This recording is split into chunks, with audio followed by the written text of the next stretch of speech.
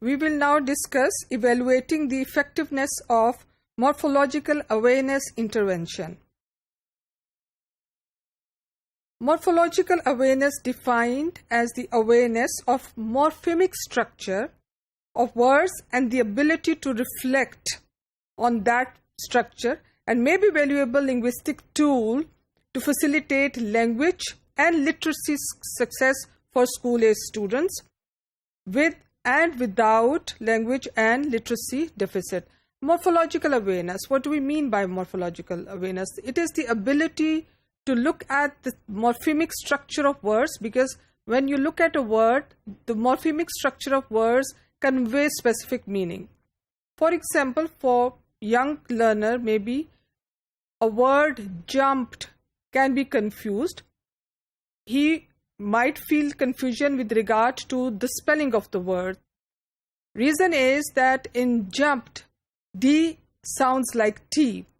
So if he or she knows that ed suffix is added to form a word into past tense, then the confusion will be resolved that ed basically is used to convert a word into past tense, and he or she will definitely come up with the correct spellings.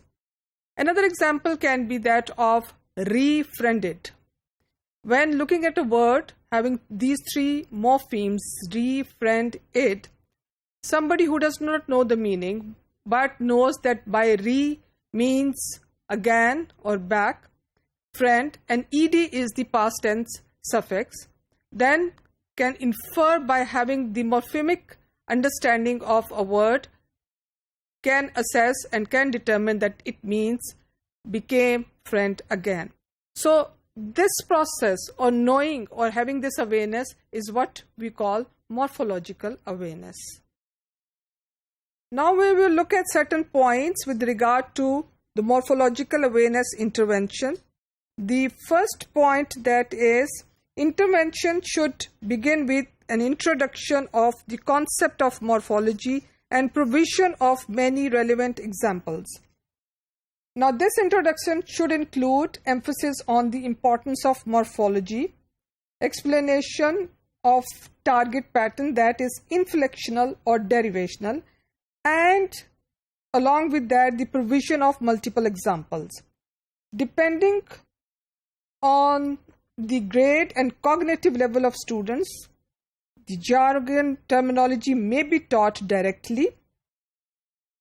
That is, for example, derivative and suffix, or it may be preferable to teach and use simpler terms, that is, base words or word ending.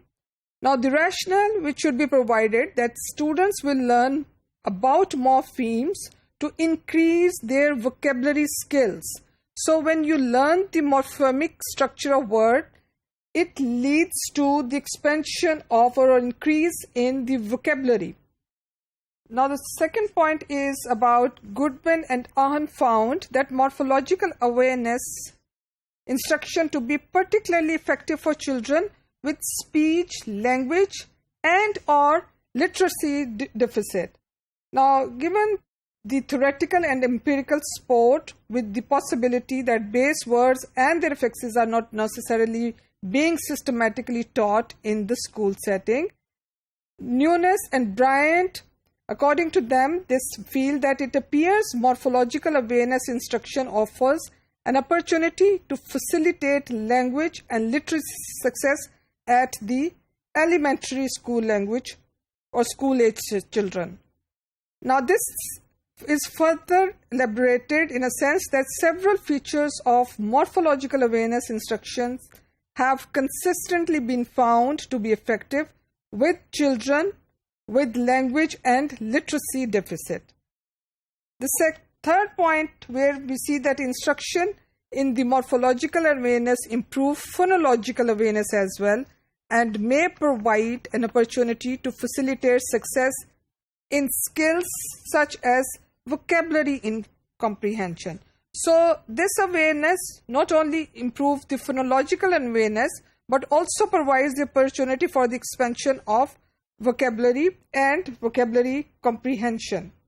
Now, this particular points, if we try to understand is that instruction in morphologically awareness may increase or may improve phonological awareness because morphologically based instruction incorporates the awareness of phonemes or sounds by linking this information to meaning. For example, when speaking of the relationship between the words music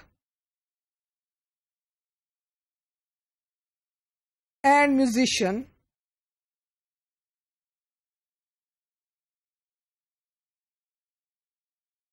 the base word music is used to ascertain the meaning of the derived form musician.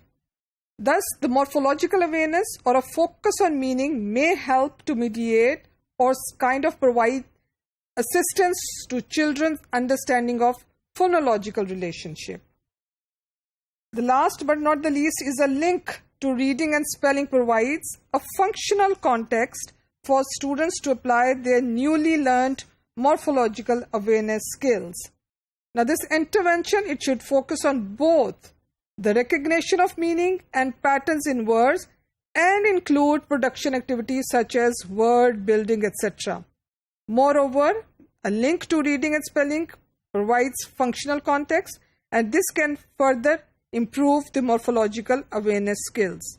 To conclude, speech, language pathologists and literacy specialists in school setting may find benefits from implementing an explicit and contextualized morphological awareness approach in the academic environment.